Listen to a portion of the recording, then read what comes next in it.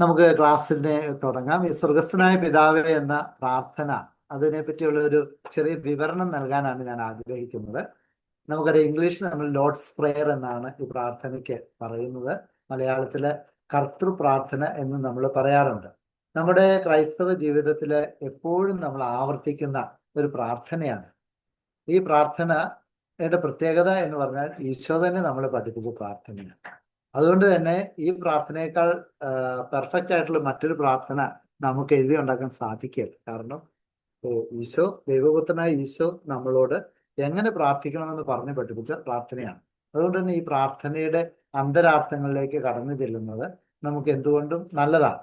ഈ സ്വർഗസ്ഥനായ പിതാവേ എന്ന പ്രാർത്ഥന, ലോർഡ്സ് പ്രേയർ കാണുന്ന നമുക്കറിയാം പുതിയ നിയമത്തിലെ മത്തായിയുടെ സുവിശേഷത്തിലും ലൂക്കായുടെ സുവിശേഷത്തിലുമാണ്. മത്തായിയുടെ സുവിശേഷത്തിലെ 6-ാം അധ്യായത്തില് 9 മുതൽ 15 വരെയുള്ള വചനങ്ങളാണ് നമ്മൾ സ്വർഗസ്ഥനായ പിതാവേ എന്ന ദീർഘമായ വേർഷൻ കാണുന്നത്. ലൂക്കായുടെ സുവിശേഷം അല്പം കൂടി ചെറിയൊരു വേർഷൻ, അത് 11-ാം അധ്യായത്തിൽ 2 മുതൽ 4 വരെയുള്ള വാക്യങ്ങളാണ്. ഇനി മത്തായിയുടെയും ലൂക്കായുടെയും സുവിശേഷങ്ങളിൽ സ്വർഗസ്ഥനായ പിതാവേ എന്ന പ്രാർത്ഥന കാണുന്നത് നമ്മൾ മനസ്സിലാക്കി. അതിൽ തന്നെ ചില വ്യത്യാസങ്ങളും ബന്ധങ്ങളും ഒക്കെ ഉണ്ട്. ഈ മത്തായിയുടെ സുവിശേഷത്തില് 6-ാം അധ്യായം നമ്മൾ പരിശോധിക്കുന്നത്, ഈ സ്വർഗസ്ഥനായ പിതാവേ എന്ന പ്രാർത്ഥനയ്ക്ക് ഒരു ദീർഘമായ അഭിസംബോധനയാണ് ലൂക്കായുടെ സുവിശേഷത്തെ അപേക്ഷിച്ചുള്ളത്. ലൂക്കായുടെ സുവിശേഷത്തിൽ വളരെ ഹ്രസ്വമായ ഒരു അഭിസംബോധനയാണ് പിതാവേ എന്ന് പറഞ്ഞുള്ള അഭിസംബോധന. അതേസമയം മത്തായിയുടെ സുവിശേഷത്തില് സ്വർഗസ്ഥനായ ഞങ്ങളുടെ പിതാവേ എന്ന സാമാന്യം ദീർഘമായ വിശേഷണങ്ങൾ ഉൾപ്പെടുന്ന ഒരു അഭിസംബോധനയാണ്. അതുപോലെ മത്തായിയുടെ സുവിശേഷത്തിൽ നമ്മൾ പിന്നീട് കാണുന്നത് 7 അപേക്ഷകൾ കാണും. 7 പെറ്റീഷൻസ് എന്നാണ്. അതിൽ 3 അങ്ങയുടെ എന്ന് പറഞ്ഞിട്ട് യു പെറ്റീഷൻസ് ആണ് ഇംഗ്ലീഷിൽ പറയുന്നത്. അതായത് ദൈവത്തോട് അഭിസംബോധന ചെയ്ത് പറയുകയാണ്, അങ്ങയുടെ നാമം പൂജിക്കണം, അങ്ങയുടെ രാജ്യം, അങ്ങയുടെ തിരുഹൃദയം സ്വർഗത്തിലേതുപോലെ ഭൂമിയിലാണ്. അങ്ങനെ 3 പെറ്റീഷൻസ് ആണ്, നമ്മൾ പ്രാർത്ഥനകളാണ്. അത് കഴിഞ്ഞാൽ 4 പെറ്റീഷൻസ് അതിനെ തുടർന്ന് കാണുന്നത് ഞങ്ങളുടെ വി പെറ്റീഷൻസ് ആണ്. പിന്നെ നമുക്ക് ആവശ്യമുള്ള കാര്യങ്ങൾ അപേക്ഷിക്കുന്നതായിട്ടാണ് വരുന്നത്. അങ്ങനെ 7 അപേക്ഷകളും ഒരു ദീർഘമായ അഭിസംബോധനയും ഉൾക്കൊള്ളുന്നതാണ് മത്തായിയുടെ സുവിശേഷത്തിലെ സ്വർഗസ്ഥനായ പിതാവേ എന്ന പ്രാർത്ഥന എന്ന് നമുക്ക് കാണാൻ സാധിക്കുന്നു. അതേസമയം ലൂക്കായുടെ സുവിശേഷത്തിലേക്ക് വരുമ്പോൾ ഞാൻ ആദ്യമേ തന്നെ സൂചിപ്പിച്ചു കഴിഞ്ഞു, ഒറ്റ വാക്കിലുള്ള ഒരു അഭിസംബോധനയെ അവിടെ കാണുന്നു, പിതാവേ എന്ന് പറഞ്ഞു. അതുപോലെ തന്നെ മത്തായിയുടെ സുവിശേഷത്തിലുള്ള സ്വർഗസ്ഥനായ പിതാവേ എന്ന പ്രാർത്ഥനയില് അങ്ങയുടെ ഹിതം സ്വർഗത്തിലേതുപോലെ ഭൂമിയിലും ആകണം, അതുപോലെ തിന്മയിൽ നിന്ന് ഞങ്ങളെ രക്ഷിക്കണം. ഈ 2 പ്രയോഗങ്ങൾ ലൂക്കായുടെ സുവിശേഷത്തിൽ നമുക്ക് കാണാൻ സാധിക്കുന്നത്. അതുകൊണ്ടാണ് ഞാൻ പറഞ്ഞത് ലൂക്കായുടെ സുവിശേഷത്തെ അല്പം കൂടെ ഷോർട്ടായിട്ടുള്ള ഫോമാണ് നമ്മൾ കാണുന്നത്. 2 സുവിശേഷങ്ങളിലും ഈ പ്രാർത്ഥനയുടെ പശ്ചാത്തലം വ്യത്യസ്തമാണെന്ന് നമുക്ക് കൃത്യമായിട്ട് പഠിക്കുമ്പോൾ മനസ്സിലാക്കാൻ സാധിക്കും. മത്തായി സുവിശേഷകന് മലയിലെ പ്രസംഗത്തിലാണ് ഈ പ്രാർത്ഥന ഉൾപ്പെടുന്നത്. നമുക്കറിയാം, മത്തായിയുടെ സുവിശേഷം 5-6 അധ്യായങ്ങളൊക്കെ സെർമൺ ഓൺ ദ മൗണ്ട് ആണ്, മലയിലെ സുവിശേഷം, മലയിലെ പ്രസംഗമാണ്. ഈ മലയിലെ പ്രസംഗത്തിന്റെ പശ്ചാത്തലത്തിലാണ് സ്വർഗസ്ഥനായ പിതാവേ എന്ന പ്രാർത്ഥന ഈ സുവിശേഷകൻ ഉൾപ്പെടുത്തിയിരിക്കുന്നത്. അവിടെ 6-ാം അധ്യായത്തില് 5-ാമത്തെ വചനത്തില് ഈശോ പറയുന്നത്, നിങ്ങൾ പ്രാർത്ഥിക്കുമ്പോൾ കപടനാട്യക്കാരെ പോലെ ആകരുത്. അവർ മറ്റുള്ളവരെ കാണിക്കാൻ വേണ്ടി സിനഗോഗിലും തെരുവീതികളുടെ കോണുകളിലും നിന്ന് പ്രാർത്ഥിക്കാൻ ഇഷ്ടപ്പെടുന്നു. സത്യമായി ഞാൻ നിങ്ങളോട് പറയുന്നു, അവർക്ക് പ്രതിഫലം ലഭിച്ചു കഴിഞ്ഞു. ഇങ്ങനെയൊക്കെ പറഞ്ഞു വരുന്നു. അതിനുശേഷം ഈശോ പറയാണ്, രഹസ്യത്തിൽ കാണുന്ന നിന്റെ പിതാവ് നിനക്ക് പ്രതിഫലം നൽകും. അതുകൊണ്ട് വീട്ടിനുള്ളിൽ കടന്ന്, മുറിയിൽ കടന്ന്, കതകടച്ച് അദൃശ്യനായ നിന്റെ പിതാവിനോട് പ്രാർത്ഥിക്കുക എന്ന് പറഞ്ഞിട്ട് പറയുന്നൊരു ഭാഗം നമ്മൾ കാണുന്നത്. അതിനുശേഷം ഈശോ പറയാണ്, നിങ്ങൾ പ്രാർത്ഥിക്കുമ്പോൾ ഇപ്രകാരം പ്രാർത്ഥിക്കൂ എന്ന് പറഞ്ഞിട്ടാണ് ഈ സ്വർഗസ്ഥനായ പിതാവേ എന്ന പ്രാർത്ഥന മത്തായിയുടെ സുവിശേഷത്തിൽ പഠിപ്പിക്കുന്നത്. അതേസമയം ലൂക്കായുടെ സുവിശേഷത്തിൽ നമ്മൾ കാണുന്ന ഒരു കാര്യം, ശിഷ്യന്മാരെ ഞങ്ങളെ പ്രാർത്ഥിക്കാൻ പഠിപ്പിക്കണമേ എന്ന് ആവശ്യപ്പെടുന്ന, കൃത്യമായി പറഞ്ഞാൽ 11-ാമത്തെ അധ്യായത്തിൽ അവരൊരിടത്ത് പ്രാർത്ഥിച്ചു കൊണ്ടിരിക്കുകയായിരുന്നു. അത് കഴിഞ്ഞപ്പോൾ ശിഷ്യന്മാരിൽ ഒരുവൻ അവനോട് പറഞ്ഞു, ഏത് ശിഷ്യനാണെന്ന് അവിടെ കൃത്യമായിട്ട് പറയുന്നില്ല, ശിഷ്യന്മാരിൽ ഒരുവൻ പറഞ്ഞു, കർത്താവേ, യോഹന്നാൻ തന്റെ ശിഷ്യന്മാരെ പഠിപ്പിച്ചതുപോലെ ഞങ്ങളെയും പ്രാർത്ഥിക്കുവാൻ പഠിപ്പിക്കുക. അങ്ങനെ ശിഷ്യന്മാർ ആവശ്യപ്പെടുകയാണ്, ഞങ്ങളെ പ്രാർത്ഥിക്കാൻ പഠിപ്പിക്കുന്നത്. അങ്ങനെ ആവശ്യപ്പെട്ടപ്പോഴാണ് ഈശോ പറഞ്ഞു, നിങ്ങൾ പ്രാർത്ഥിക്കുമ്പോൾ ഇങ്ങനെ പ്രാർത്ഥിക്കുവിൻ എന്ന് പറഞ്ഞ് ഈ പ്രാർത്ഥന പഠിപ്പിക്കുന്നു. അതാണ് 2 സുവിശേഷവും പശ്ചാത്തലം. അപ്പം മത്തായിയുടെ സുവിശേഷത്തില് മലയിലെ പ്രസംഗത്തിന്റെ ഭാഗമായിട്ട് സുവിശേഷകൻ ഈ പ്രാർത്ഥന നൽകുമ്പോൾ, ലൂക്കായുടെ സുവിശേഷത്തില് പ്രാർത്ഥിക്കാൻ ഞങ്ങളെ പഠിപ്പിക്കണമേ എന്ന ശിഷ്യന്മാരിൽ ഒരുവന്റെ അഭ്യർത്ഥനയ്ക്ക് മറുപടിയായിട്ടാണ് ഈ പ്രാർത്ഥന പഠിപ്പിക്കുന്നത് നമുക്ക് കാണാം. ഇനി വിശദമായിട്ട് ഈ പ്രാർത്ഥനയെ നമ്മൾ മനസ്സിലാക്കാൻ പരിശ്രമിക്കുമ്പോൾ കാണാൻ സാധിക്കുന്ന കാര്യങ്ങൾ, ഞാൻ പറഞ്ഞത് മത്തായിയുടെ സുവിശേഷം 6-ാം അധ്യായത്തിലാണ് ഇത് വരുന്നത്. ആ 6-ാം അധ്യായത്തിൽ ഈശോ പഠിപ്പിച്ച പ്രാർത്ഥന 9-ാമത്തെ വചനത്തിൽ നമ്മൾ ഇങ്ങനെ കാണുന്നു: നിങ്ങൾ ഇപ്രകാരം പ്രാർത്ഥിക്കുക, സ്വർഗസ്ഥനായ ഞങ്ങളുടെ പിതാവേ, പാറ്റർ ഹ്യൂമോൻ ഹോ എൻ ടോയ്സ് ഉറാനോയ്സ് എന്നാണ് എൻ്റെ ഗ്രീക്ക് പദങ്ങൾ തുടക്കത്തിൽ. സ്വർഗസ്ഥനായ ഞങ്ങളുടെ പിതാവ്. ഞാൻ പറഞ്ഞ അതേ അഭിസംബോധന തന്നെ ലൂക്കായിലേക്ക് വരുമ്പോൾ ഒറ്റ വാക്കിലേക്ക് ചുരുങ്ങുകയാണ്. പാറ്റർ, പിതാവേ എന്നുള്ള ഒറ്റ വാക്കിലേക്ക് ചുരുങ്ങുന്നതായിട്ട് നമുക്ക് കാണാം. മത്തായിലും ലൂക്കായിലും പിതാവേ എന്ന അഭിസംബോധന കാണാം. അതൊരു വൊക്കറ്റീവ് ഫോം നമ്മൾ പറയും ഇംഗ്ലീഷിൽ. അതായത് അഭിസംബോധന, പിതാവേ. പിതാവ് എന്ന് പറയുന്നത് നൗണാണ് നമുക്കറിയാം. അതേസമയം പിതാവേ എന്ന് പറയുമ്പോൾ ഒരാളെ വിളിക്കുകയാണ്. പപ്പ എന്ന് നമ്മൾ പറയും, അല്ലെങ്കിൽ ചാച്ച, അല്ലെങ്കിൽ ഡാഡി എന്നൊക്കെ നമ്മൾ പറയുമ്പോൾ ഒരു അഭിസംബോധനയാണ്. അതിന് വൊക്കറ്റീവ് ഫോം നമ്മൾ. ഈ വൊക്കറ്റീവ് ഫോമിലാണ് ഇവിടെ പറഞ്ഞിരിക്കുന്നത്. സ്വർഗസ്ഥനായ എന്നത് നാമവിശേഷണ പ്രയോഗം. പിതാവ് എന്ന നാമത്തെ വിശേഷിപ്പിക്കാൻ ഉപയോഗിച്ചിരിക്കുന്ന ഒരു പദമാണ് സ്വർഗസ്ഥനായ എന്ന് ഉപയോഗിച്ചിരിക്കുന്നത്. സ്വർഗസ്ഥനായ ഞങ്ങളുടെ പിതാവാണ്. അപ്പൊ ദൈവം പിതാവാണ് എന്ന കാഴ്ചപ്പാട് ഈശോ നമുക്ക് തരുന്നതാണെങ്കിലും അതിൻ്റെ പശ്ചാത്തലം നമുക്ക് പഴയ നിയമത്തിലും കണ്ടെത്താൻ സാധിക്കും. പൂർണ്ണമായിട്ടും അത് ഒരു പുതിയ കാഴ്ചപ്പാടല്ല. പക്ഷെ ഈശോയുടേതായ തനതായ സംഭാവന ഇതിലുണ്ടെന്നുള്ളത് ശരിയാണ്. ഈശോ അത് കാണിക്കുമ്പോൾ അതിലൊരു വ്യതിരിക്തതയുണ്ട്. പക്ഷെ അതേസമയം പഴയ നിയമത്തിലും ഈ ദൈവത്തെ പിതാവെന്ന് വിളിക്കുന്ന പല സന്ദർഭങ്ങളും നമുക്ക് കണ്ടെത്തുവാൻ സാധിക്കും. ഒരു ഉദാഹരണം പറഞ്ഞു കഴിഞ്ഞാൽ, നിയമാവർത്തന പുസ്തകം എടുത്തു കഴിഞ്ഞാൽ 32-ാം അധ്യായം 6-ാമത്തെ വചനത്തിൽ നമ്മൾ ഇപ്രകാരം കാണുന്നുണ്ട്. മോശ പറയുകയാണ് അവിടെ: ഭോഷരും ബുദ്ധിഹീനരുമായ ജനമേ, ഇതോ കർത്താവിന്റെ പ്രതിഫലം. അവിടുന്നല്ലയോ നിങ്ങളെ സൃഷ്ടിച്ച നിങ്ങളുടെ പിതാവ്, നിങ്ങളുടെ സൃഷ്ടാവും പരിപാലകനും അവിടുന്നല്ലയോ. മോശ അവരെ ചെറുതായിട്ട് ശകാരിക്കുന്ന ഭാഗമാണ്. അപ്പൊ അവിടെ പറയുന്നുണ്ട്, നിങ്ങളെ സൃഷ്ടിച്ച നിങ്ങളുടെ പിതാവല്ലേ ദൈവം എന്നാണ് പറയുന്നത്. അപ്പൊ സൃഷ്ടാവായ പിതാവ് എന്നൊരു കാഴ്ചപ്പാട് പഴയ നിയമത്തില് നിയമാവർത്തന പുസ്തകത്തില് മോശയുടെ അധരങ്ങളിലൂടെ നമുക്ക് കേൾക്കാൻ സാധിക്കും എന്നതാണ്. അതുപോലെ തന്നെ മലാക്കിയുടെ പുസ്തകത്തിലേക്ക് വരികയാണ്. 2-ാം അധ്യായം 10-ാമത്തെ വചനത്തില് ഇങ്ങനെ പറയുന്ന നമുക്ക് കാണാം: നമുക്ക് എല്ലാവർക്കും ഒരേ പിതാവല്ലേ ഉള്ളത്, ഒരേ ദൈവം തന്നെയല്ലേ നമ്മെ സൃഷ്ടിച്ചത്. എങ്കിൽ നമ്മുടെ പിതാക്കന്മാരുടെ ഉടമ്പടിയുടെ പവിത്രത നശിപ്പിച്ചുകൊണ്ട് നാം എന്തിന് പരസ്പരം അവിശ്വസ്തത കാണിക്കുന്നു? ജനത്തിന്റെ അവിശ്വസ്തതയെ കുറ്റപ്പെടുത്തിക്കൊണ്ട് മലാക്കി പ്രവാചകൻ ഇങ്ങനെയാണ് പറഞ്ഞിരിക്കുന്നത്. അവിടെ ചോദിക്കുന്നത് ഈ സൃഷ്ടിയുടെ പശ്ചാത്തലത്തിലാണ്. ദൈവം ഒരേ ദൈവമല്ലേ നമ്മെ എല്ലാവരെയും സൃഷ്ടിച്ചത്. ഈ നമ്മളെ സൃഷ്ടിച്ച ആളാണ് നമ്മുടെ പിതാവ്. അതുകൊണ്ടാണ് ദൈവത്തെ പിതാവ് എന്ന് പറയുന്നത്. അപ്പൊ ദൈവമാണ് നമ്മുടെ സൃഷ്ടാവ് എന്ന ആ ഒരു കാഴ്ചപ്പാടില് ദൈവത്തെ പിതാവ് എന്ന് വിളിക്കുന്നത് ഇവിടെ നമുക്ക് കാണാൻ സാധിക്കും. ഈ തെരഞ്ഞെടുക്കപ്പെട്ട ജനത്തോടുള്ള ദൈവത്തിന്റെ പ്രത്യേക ബന്ധത്തെ സൂചിപ്പിക്കാനും പിതാവ് എന്ന പദം പഴയ നിയമത്തില് നമുക്ക് കണ്ടെത്തുവാൻ സാധിക്കുന്നു. നമുക്കറിയാം, ഇസ്രായേൽ ജനം ദൈവത്തിന്റെ പ്രത്യേക തെരഞ്ഞെടുക്കപ്പെട്ട ജനമായിരുന്നു. ദൈവത്താൽ തെരഞ്ഞെടുക്കപ്പെട്ട ജനം.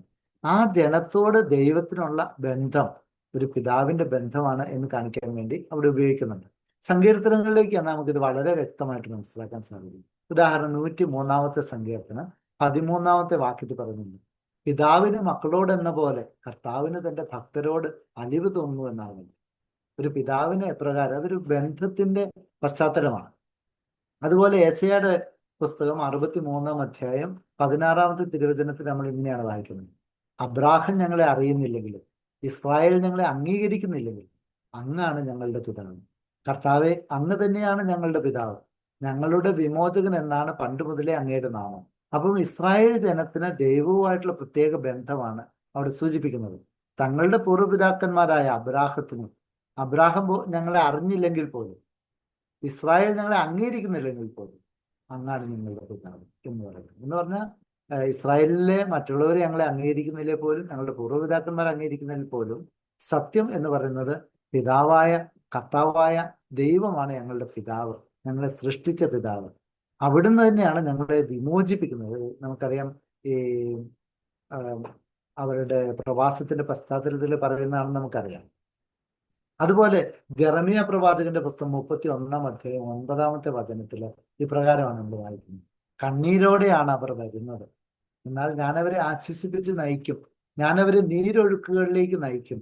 അവരുടെ വഴി സുഗമമായിരിക്കും, അവർക്ക് കാലിടറുകയില്ല. എന്തെന്നാൽ ഞാൻ ഇസ്രായേലിന് പിതാവാണ്, എഫ്രായിം എൻ്റെ ആദ്യജാതനാണ്. അപ്പൊ ഇസ്രായേൽ ജനത്തിന് ദൈവമായിട്ടുള്ള ബന്ധം ഈ പിതൃബന്ധമാണ് എന്ന പഴയ നിയമത്തിൽ തന്നെ സൂചനകളുണ്ട് എന്നതാണ് സത്യം. അതുപോലെ വീണ്ടും ദാവീദിനോടും മിശിഹായിൽ എത്തി നിൽക്കുന്ന അവന്റെ പിൻഗാമികളോടും ദൈവത്തിനുള്ള പ്രത്യേക ബന്ധത്തെ സൂചിപ്പിക്കുവാൻ ഈ പദം പഴയ നിയമത്തിൽ ഉപയോഗിക്കുന്നുണ്ട്. അതായത് ദൈവത്തെ പിതാവ്, ഫാദർ എന്നുള്ള ആ വാക്ക്. ദാവീദ് നമുക്കറിയാം ഇസ്രായേലിലെ രാജാവാണ്, മിശിഹായുടെ പൂർവ്വപിതാവാണ്. ദാവീദിന്റെ പിൻതലമുറക്കാരിൽ എത്തി നിൽക്കുന്നതാണ് മിശിഹ.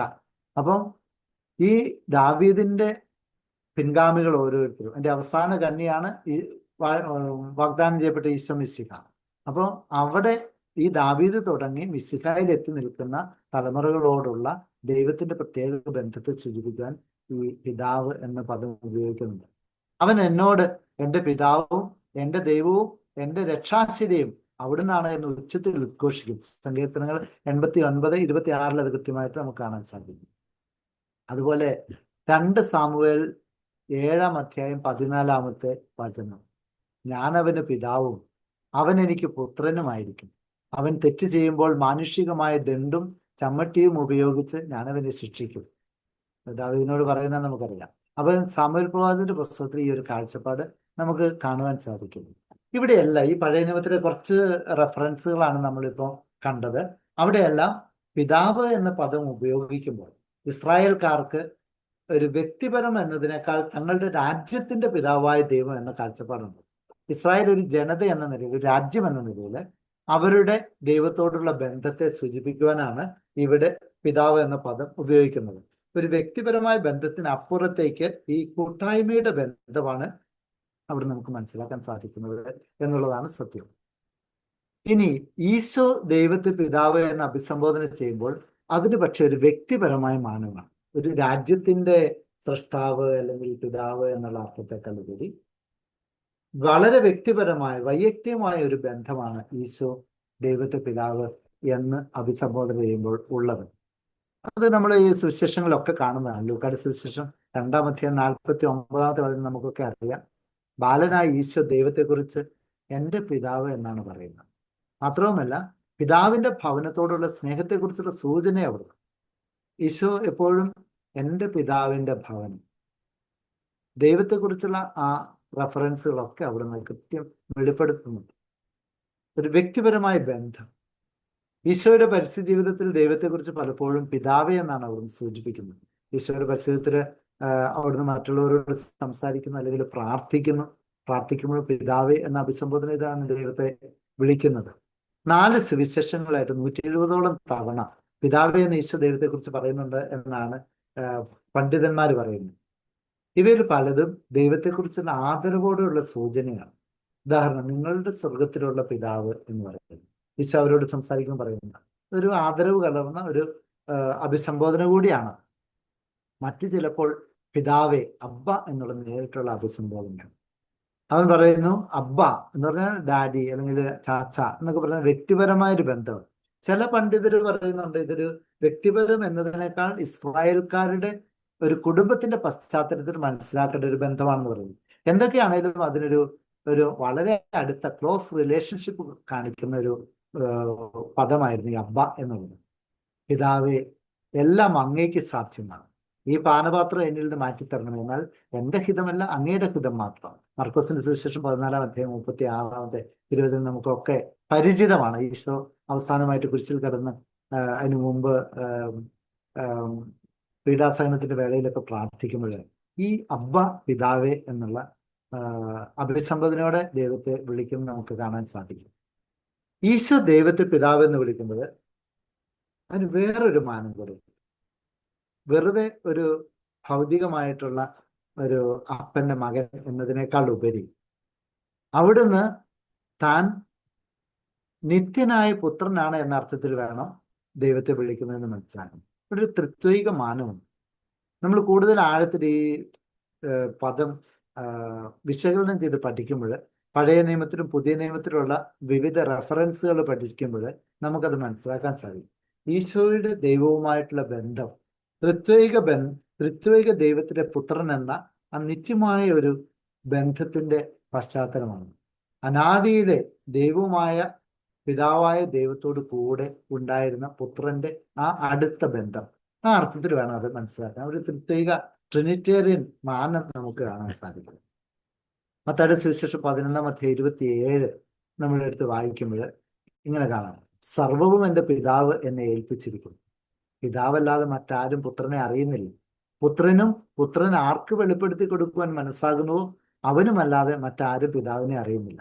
ഇവിടെ വളരെ കൃത്യമായിട്ടും ഈശോ മിശിഹായ്ക്ക് അനാദിയിലെ ഉണ്ടായിരുന്ന നിത്യതയിലുള്ള ദൈവവുമായിട്ടുള്ള ബന്ധത്തെയാണ് സൂചിപ്പിക്കുന്നത്. നമുക്ക് കൃത്യമായിട്ട് മനസ്സിലാക്കാൻ സാധിക്കും. പിതാവല്ലാതെ മറ്റാരും പുത്രനെ അറിയുന്നില്ല. പുത്രൻ ആർക്ക് വെളിപ്പെടുത്തി കൊടുക്കാൻ മനസ്സാകുന്നു അവനുമല്ലാതെ മറ്റാരും പിതാവിനെയും അറിയുന്നില്ല. ആ ഒരു പ്രത്യേക ത്രിത്വൈക ബന്ധത്തെക്കുറിച്ചുള്ള സൂചനയാണ് അവിടെ കാണുന്നത്. അതുപോലെ തന്നെ മത്തായിയുടെ സുവിശേഷം 28:20 നമുക്ക് കാണുമ്പോൾ അവസാന ഭാഗത്ത് ഈശോ ശിഷ്യന്മാരോട് ആവശ്യപ്പെടുന്നതാണ്: നിങ്ങൾ ലോകമെങ്ങും പോയിട്ട് എല്ലാവരെയും സ്നാനപ്പെടുത്താൻ പറയും. എങ്ങനെയാണ്? പിതാവിൻ്റെയും പുത്രന്റെയും പരിശുദ്ധാത്മാവിന്റെയും നാമത്തിൽ അവർക്ക് ജ്ഞാനസ്നാനം നൽകുമെന്നാണ് പറയുന്നത്. എന്ന് പറഞ്ഞു കഴിഞ്ഞാൽ ഈ ത്രിത്വൈക ബന്ധത്തിലേക്ക് നിങ്ങൾ ഈ ആളുകളെ സ്വീകരിക്കാനാണ് പറയുന്നത്. ഒരു ബന്ധത്തിലേക്കുള്ള സ്വീകരണമാണ് സത്യത്തിലെ ജ്ഞാനസ്നാനം. ഏത് ബന്ധമാണ്? നമ്മൾ പിന്നീട് അതിനെക്കുറിച്ച് ദൈവരാജ്യത്തെക്കുറിച്ച് പറയുമ്പോൾ ഞാൻ കൂടുതൽ വിശദീകരിച്ച് പറഞ്ഞു കൊള്ളാം. ദൈവവുമായിട്ടുള്ള മനുഷ്യന്റെ അടിസ്ഥാനപരമായ ബന്ധം, ഈ ബന്ധമാണ് മനുഷ്യൻ ആദ്യപാപത്തിലൂടെ നഷ്ടപ്പെടുത്തിയത്. അത് തിരികെ ആ ബന്ധത്തിലേക്ക് മനുഷ്യനെ കൊണ്ടുവരുവാൻ വേണ്ടിയാണ് ദൈവം പുത്രനായ ദൈവവുമായിട്ട് അവതരിച്ചത് തന്നെ. അപ്പം പിതാവിൻ്റെയും പുത്രന്റെയും പരിശുദ്ധാത്മാവിൻ്റെയും നാമത്തിൽ അവർക്ക് ജ്ഞാനസ്നാനം നൽകുവനെന്ന് പറഞ്ഞാൽ അവരുടെ ജീവിതത്തെ വീണ്ടും ഈ ദൈവികമായ ബന്ധത്തിന്റെ തലങ്ങളിലേക്ക് കൊണ്ടുവരിക എന്ന് തന്നെയാണ് അവിടെ അർത്ഥമാക്കുന്നത് നമ്മൾ മനസ്സിലാക്കാൻ സാധിക്കും. ഇപ്പൊ ഒരു ട്രിനിറ്റേറിയൻ ആസ്പെക്ട്, ത്രിത്വൈക മാനം ഈശോയുടെ പിതാവേ എന്നുള്ള വിളിയിൽ നമുക്ക് കാണാൻ സാധിക്കും. ഈ ഒരു ബന്ധത്തിലേക്ക് വളരണമെന്നാണ് സ്വർഗസ്ഥനായ ഞങ്ങളുടെ പിതാവേ എന്ന് വിളിച്ച് പ്രാർത്ഥിക്കാൻ നമ്മളോട് ആവശ്യപ്പെടുമ്പോൾ ഈശോ നമ്മെ ഉദ്ബോധിപ്പിക്കുന്നത്. നിങ്ങളും ഈ ദൈവവുമായിട്ട്, ഈ ത്രിത്വൈക ദൈവവുമായിട്ട്, അനാദിയിലെ ഉള്ള ദൈവവുമായിട്ട് ഒരു ബന്ധത്തിലേക്ക് വരണം. ദൈവം മനുഷ്യനെ സൃഷ്ടിച്ച കാലത്തൊട്ട് മനുഷ്യനുമായിട്ട് ദൈവത്തിനുള്ള ബന്ധം, ദൈവം നിന്നെ സൃഷ്ടിച്ച ആ നിമിഷം തൊട്ട് നിനക്ക് ദൈവവുമായിട്ടുള്ള ബന്ധം ഈ അനാദിയിലെ ഉള്ള ബന്ധമാണ്, നിത്യമായ ബന്ധമാണ്, അത് നിലനിൽക്കുന്ന ബന്ധമാണ്. ആ വ്യക്തിപരമായ ബന്ധത്തിലേക്ക്, ത്രിത്വൈക ദൈവത്തിന്റെ കൂട്ടായ്മയിലേക്കുള്ള ഒരു ക്ഷണം കൂടിയാണ് ഈ പ്രാർത്ഥന എന്ന് നമ്മൾ മനസ്സിലാക്കേണ്ടത് ആവശ്യമാണ്.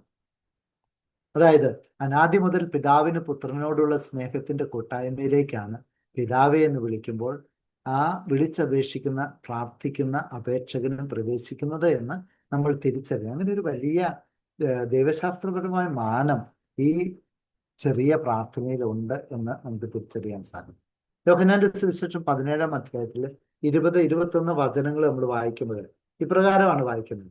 ഈശോ അത് വളരെ കൃത്യമായിട്ട് വെളിപ്പെടുത്തുന്നു: അവരെല്ലാവരും ഒന്നായിരിക്കുവാൻ വേണ്ടി, പിതാവേ അങ്ങ് എന്നിലും ഞാൻ അങ്ങയിലും ആയിരിക്കുന്നത് പോലെ അവരും നമ്മിൽ ആയിരിക്കുന്നതിനും അങ്ങനെ അവിടെ തന്നെ അയച്ചുവെന്ന് ലോകം അറിയുന്നതിനും വേണ്ടി ഞാൻ പ്രാർത്ഥിക്കുന്നു. അപ്പൊ ഈശോയുടെ ആ പ്രാർത്ഥന നമുക്കറിയാം. ഈ പ്രാർത്ഥനയിലും ഈ ഒരു മാനം നമുക്ക് വളരെ വ്യക്തമായിട്ട് കണ്ടെത്താൻ സാധിക്കുമെന്നുള്ളതാണ്. ഇനി മത്തായിയില് പിതാവ് എന്ന നാമപദത്തെ വിശദീകരിക്കുന്നത് ഞങ്ങളുടെ എന്ന പദത്തിന്റെ വിശദീകരണത്തെ ആശ്രയിച്ചാണ്. സ്വർഗസ്ഥനായ ഞങ്ങളുടെ പിതാവ്. ആരാണ് ഞങ്ങൾ? ഞങ്ങൾ എന്നുദ്ദേശിക്കുന്നത് ആരായിരിക്കാം? ഈ പ്രാർത്ഥിക്കുന്ന കൂട്ടായ്മയിലുള്ള കുറച്ചു പേരാണോ, അതോ ഈ ലോകത്തുള്ള മനുഷ്യരാണോ? ആരാണ് ഈ ഞങ്ങൾ എന്നുള്ളതാണ് പ്രസക്തമായിട്ടുള്ളത്. ഞങ്ങൾ എന്നുദ്ദേശിക്കുന്നത് യഥാർത്ഥത്തിൽ ദൈവത്തെ പിതാവായി സ്വീകരിക്കുന്ന ഒരു കൂട്ടായ്മയാണ്. അതാണ് ശരിക്കും പറഞ്ഞാൽ സഭ എന്ന് പറയുന്നത്. ഞങ്ങളുടെ പിതാവ് എന്ന പ്രാർത്ഥന ആ പിതാവിന്റെ മക്കളുടെ സഹോദര്യത്തിലുള്ള കൂട്ടായ്മയിലേക്കാണ് സത്യത്തിൽ നമ്മളെ ആനയിക്കുന്നത്. അപ്പൊ സ്വർഗസ്ഥനായ ഞങ്ങളുടെ പിതാവേ എന്ന് പറയുമ്പോൾ അത് സഭയുടെ ഒരു പ്രാർത്ഥനയുടെ പശ്ചാത്തലമാണ്. സഭ എന്ന് പറയുന്നത് ദൈവത്തെ പിതാവായി സ്വീകരിക്കുന്നവരുടെ കൂട്ടായ്മയാണ്. ഈ ദൈവത്തെ പിതാവായി സ്വീകരിക്കുക എന്ന് പറഞ്ഞാൽ നേരത്തെ സൂചിപ്പിച്ചതുപോലെ ഈ ത്രിത്വൈക ദൈവത്തിന്റെ കൂട്ടായ്മയിലേക്ക് മാമോദീസായിലൂടെ പ്രവേശിച്ച വ്യക്തികളാണ്. അതാണ് തിരുസഭ എന്ന് പറയുന്ന സത്യത്തിൽ. അപ്പോൾ സ്വർഗസ്ഥനായ ഞങ്ങളുടെ പിതാവേ എന്ന് പറയുമ്പോൾ അതൊരു സഭയുടെ പ്രാർത്ഥന കൂടിയാണ്. കാരണം ഈ ത്രിത്വൈക ദൈവത്തിന്റെ കൂട്ടായ്മയിലുള്ള സാഹോദര്യത്തിലുള്ള വ്യക്തികളുടെ കൂട്ടായ്മ തന്നെയാണ് ഈ സഭ. അപ്പോ ഈ മത്തായിയിലെ പിതാവ് എന്ന് പറയുമ്പോൾ, ഞങ്ങളുടെ എന്നൊക്കെ പറയുമ്പോൾ ഈ ഒരു കൂട്ടായ്മയുടെ പശ്ചാത്തലമുണ്ട് എന്ന് നമ്മൾ തിരിച്ചറിയണം. ഇനി ഞാൻ അടുത്ത ഭാഗത്തിലേക്ക് കടക്കുകയാണ്. നമുക്ക് ഒത്തിരിയേറെ വിശദീകരിച്ചു പോകാൻ സമയമില്ല, എന്നാലും ഓരോ സൂചനകൾ പറഞ്ഞു കടന്നു പോവുകയാണ്. ഇനി നമുക്ക് മൊത്തത്തിൽ 7 അപേക്ഷകൾ ഇവിടെ കാണാൻ സാധിക്കും. ഞാൻ ആദ്യമേ സൂചിപ്പിച്ചു. അതിലെ 3 അപേക്ഷകൾ യു പെറ്റീഷൻസ് ആണ്. യു പെറ്റീഷൻസ് എന്ന് ഇംഗ്ലീഷ് പറയും. അതായത് അങ്ങയുടെ എന്ന് പറഞ്ഞ് തുടങ്ങുന്ന അപേക്ഷകൾ. അതിൽ ആദ്യത്തെ അപേക്ഷ, ഒന്നാമത്തെ അപേക്ഷ മത്തായിയുടെ സുവിശേഷം 6-ാം അധ്യായം 9-ാമത്തെ വചനത്തിൽ നമ്മൾ കാണുന്നു. അങ്ങയുടെ നാമം പൂജിതമാകണം. സ്വർഗസ്ഥനായ ഞങ്ങളുടെ പിതാവേ എന്ന അഭിസംബോധന കഴിഞ്ഞാൽ ആദ്യമേ വരുന്ന അപേക്ഷ എന്ന് പറയുന്നത് അങ്ങയുടെ നാമം പരിശുദ്ധമാക്കപ്പെടണമേ എന്നുള്ളതാണ്. ഹാഗിയോസ് ഓനോമാസു എന്ന ഗ്രീക്ക് പദമാണ് അവിടെ ഉപയോഗിച്ചിരിക്കുന്നത്. ലൂക്കായുടെ സുവിശേഷത്തിൽ ഇത് തന്നെയാണ്. 11-ാം അധ്യായം 2-ാമത്തെ വചനത്തിൽ അങ്ങയുടെ നാമം പൂജിതമാകണം. മത്തായിലും ലൂക്കായിലും ഈ അപേക്ഷ ഏകദേശം ഒരുപോലെയാണെന്ന് നമുക്ക് വ്യക്തമാണ്. ഇത് തന്നെ ഈ അതിന്റെ ഗ്രീക്ക് പദം എടുത്ത് ഹാഗിയോസ് ഒനോമസു എന്ന പദമാണ് നമ്മൾ എടുത്തിരിക്കുന്നത്. അതിൻ്റെ അകത്ത് ഹാഗിയസ്തേത്തോ എന്ന ഗ്രീക്ക് ക്രിയാപദം third person singular aorist passive imperative ആണ്. നമ്മൾ ഇച്ചിരി ഗ്രാമർ പറയുന്നത് വിശദീകരണത്തിൽ നിങ്ങൾ പോകണ്ട, ജസ്റ്റ് ഒന്ന് അറിഞ്ഞിരിക്കാൻ വേണ്ടി. എന്ന് പറഞ്ഞു കഴിഞ്ഞാൽ അതിൻ്റെ ഗ്രാമാറ്റിക്കലായിട്ടുള്ള ഒരു വിശകലനം നമ്മൾ നോക്കുമ്പോൾ അതിനെ കൃത്യമായിട്ട് പരിഭാഷപ്പെടുത്താൻ ബുദ്ധിമുട്ടാണ്. മലയാളത്തിലാണെങ്കിലും ഇംഗ്ലീഷിലാണ്. അതിൻ്റെ ഗ്രീക്ക് പദത്തിൻ്റെ പ്രത്യേകത. ഇതൊരു പ്രസന്റ് ഇമ്പരേറ്റീവ്. ഇമ്പരേറ്റീവ് എന്ന് പറഞ്ഞാൽ നമുക്കറിയാം ഒരു കൽപ്പനയാണ് അല്ലേ. ഇമ്പരേറ്റീവ് പ്രസന്റിലുള്ള ഒരു കൽപ്പന. അങ്ങയുടെ നാമം പൂജിതമാകണമേ എന്ന് പറയുന്ന ഒരു അപേക്ഷയാകും, ഒരു ഇമ്പരേറ്റീവ് ആകാം. ഇത് എവറിസ്റ്റ് ഇമ്പരേറ്റീവ് ആണെന്നാണ് പറയുന്നത്. ഒരു പാസീവ് ഇമ്പരേറ്റീവ് ആണ്. ഇത് പ്രസന്റ് ആയിരുന്നെങ്കിൽ അത് ഒരു തുടർച്ചയായിട്ട് ആവർത്തിക്കപ്പെടുന്ന ഒരു പ്രവർത്തിക്ക് വേണ്ടി ദൈവത്തോട് ചോദിക്കുന്ന പോലെ ആകുമായിരുന്നെങ്കിൽ അർത്ഥം. ഒരു കാര്യം നമ്മൾ തുടർച്ചയായിട്ട് ആവർത്തിക്കുന്ന ഒരു കാര്യമാണ്, അങ്ങനെ ആവശ്യപ്പെടുന്നതാണ്. പക്ഷെ ഇത് അങ്ങനെയല്ല. ദൈവമഹത്വത്തിന് ഈ പ്രാർത്ഥനയുടെ വിവക്ഷ, നമ്മൾ അതിൻ്റെ ഗ്രാമാറ്റിക്കലായിട്ടുള്ള ഭാഗത്തേക്ക് അധികം പോകുന്നില്ല. ഇവിടുത്തെ എന്താണ് ഇതുകൊണ്ട് ഉദ്ദേശിക്കുന്നത് എന്നുള്ളതാണ്. ദൈവമഹത്വത്തിന് നിരക്കാത്ത ലോകത്തിന്റെ തിന്മകൾക്ക് അന്ത്യം വരുത്തണം എന്നുള്ള പ്രാർത്ഥനയാണ് ഇവിടെ വിവക്ഷ എന്ന് പല പ്രധാനപ്പെട്ട ബൈബിൾ പണ്ഡിതന്മാരും പറയുന്നുണ്ട്. അങ്ങയുടെ നാമം പരിശുദ്ധമാക്കപ്പെടണം. അങ്ങയുടെ നാമം പരിശുദ്ധമാക്കപ്പെടണമേ എന്ന് പറയുമ്പോൾ അങ്ങയുടെ നാമത്തിന്റെ പരിശുദ്ധിക്ക് ചേരാത്ത തിന്മകൾ ഈ ലോകത്തിൽ അല്ലെങ്കിൽ എൻ്റെ ജീവിതത്തിലുണ്ടെങ്കിൽ അതിനെയൊക്കെ അകറ്റി അങ്ങയുടെ നാമത്തിന് മഹത്വം വരുന്ന വേദിയിൽ അങ്ങ് ഇടപെടണമേ എന്നുള്ള ഒരു വിവക്ഷ ഇവിടെ ഉണ്ടെന്നാണ് അവർ പറയുന്നത്. ലോകത്തിലെ തിന്മകൾ അത് ദൈവത്തിന്റെ മഹത്വത്തിന് ചേരാത്ത കാര്യങ്ങൾ. ദൈവത്തിന്റെ മഹത്വത്തിന് ചേരാത്തത് എന്തൊക്കെയുണ്ടോ അതൊക്കെ അകറ്റണമേ എന്നുള്ള ഒരു പ്രാർത്ഥന കൂടിയാണ്. ഈ പ്രാർത്ഥന എന്ന് പറയുന്നത് എപ്പോഴാണ് നമ്മൾ ജീവിച്ചിരിക്കുന്ന കാലത്ത് പ്രാർത്ഥിക്കുന്ന ആളുടെ ആ ജീവിതകാലത്തും അത് കഴിഞ്ഞിട്ടുള്ള കാലത്തും പിന്നെയുള്ള കാലം ഏതാണ്? നിത്യതയാണ്. നമ്മളിപ്പോൾ പ്രാർത്ഥനയിലൊക്കെ പറയും ഇപ്പോഴും എപ്പോഴും എന്നേക്കും എന്ന് പറയുന്നത് പോലെ ഈ എല്ലാ കാലത്തേക്കും വേണ്ട ഉള്ളൊരു പ്രാർത്ഥനയാണ്. ഈ നമുക്കറിയാം നമ്മുടെ രക്ഷാകര ചരിത്രത്തിൽ ഒരു അന്ത്യവിധിയുടെ ദിനം വരുമെന്ന് നമ്മളൊക്കെ വിശ്വസിക്കുന്നു. ആ വിധിയുടെ ദിനത്തിന് ശേഷം പിന്നെ ദൈവത്തിന്റെ പുതിയ ലോകവും പുതിയ ആകാശവും പുതിയ ഭൂമിയുമാണെന്നാണ് നമ്മൾ വിശ്വസിക്കുന്നത്. അത് വെളിപാടിന്റെ പുസ്തകത്തിൽ നമ്മളത് കാണുന്നുണ്ട്. അപ്പൊ ഈ അന്ത്യദിനം ആരോ അതിന്റെ ഇടയ്ക്ക് സംസാരിക്കുന്നുണ്ട്. അവരൊന്ന് മൈക്ക് മ്യൂട്ടാക്കി വെക്കുമായിരുന്നു നല്ലതായിരുന്നു. മൈക്ക് മ്യൂട്ടാക്കി വെക്കുകയാണെങ്കിൽ നല്ലതായിരുന്നു കേട്ടോ. ഓക്കെ, ഞാൻ പറയുന്നത് കേൾക്കുമ്പോൾ വിചാരിക്കാം. അപ്പൊ ഞാൻ പറഞ്ഞത് ഈ അന്ത്യദിനം വരുന്നത് വരെ ഈ ലോകത്തില് ദൈവത്തിന്റെ തിരുനാമത്തിന് മഹത്വം ഉണ്ടാകുന്ന പ്രവർത്തികൾ ഈ ലോകത്തിൽ സംഭവിക്കട്ടെ എന്ന പ്രാർത്ഥനയാണിത്. ഇത് വലിയ അർത്ഥങ്ങളുണ്ടായിരുന്നു. എന്ന് പറഞ്ഞു കഴിഞ്ഞാൽ ദൈവത്തിന്റെ മഹത്വത്തിന് നിരക്കാത്ത എല്ലാ പ്രവൃത്തികളും, അത് പാപമാണെന്ന് നമുക്കറിയാം, തിന്മയുടെ എല്ലാ പ്രവൃത്തികൾക്കും അറുതി വരുത്തണമേ. അങ്ങനെ ഈ തിന്മയെ നിഷ്കാസനം ചെയ്യുന്നതിലൂടെ ദൈവമഹത്വം ഇവിടെ യാഥാർത്ഥ്യവൽക്കരിക്കപ്പെടട്ടെ എന്ന ഒരു പ്രാർത്ഥന കൂടിയാണ് എന്ന് നമുക്കിവിടെ തിരിച്ചറിയാം. ഇനി ഇവിടെയുള്ള ഒരു പ്രസക്തമായ ചോദ്യം, ആരാണ് ഈ ദൈവനാമത്തെ മഹത്വപ്പെടുത്തുന്ന പ്രവർത്തികൾ ചെയ്യേണ്ടത്? അത് ദൈവമാണോ?